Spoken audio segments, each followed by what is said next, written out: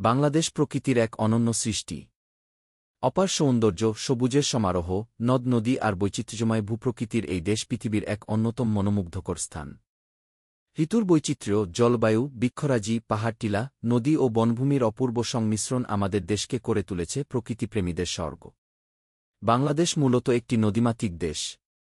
পদ্মা, মেঘনা, যমুনা, ব্রহ্মপুত্রসহ শতাধিক ছোট বড় নদী এ দেশের বুক চিরে বয়ে চলেছে।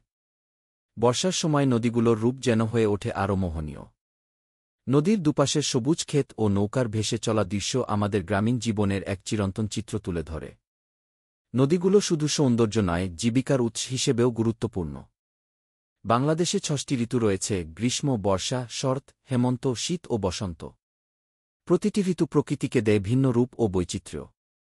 গ্রীষ্মে আম কাঁঠালের মৌ মৌ গন্ধ, বর্ষায় ধানক্ষেতে বৃষ্টির শব্দ, শরতে কাশফুলে ঢেকে যাওয়া মাঠ, হেমন্তে সোনালি ধানের সমারোহ, শীতে কুয়াশাচ্ছন্ন ভোর আর বসন্তে রঙিন ফুলে ভরা প্রকৃতি, সব মিলিয়ে বছরের প্রতিটি সময় একটি নতুন অভিজ্ঞতা।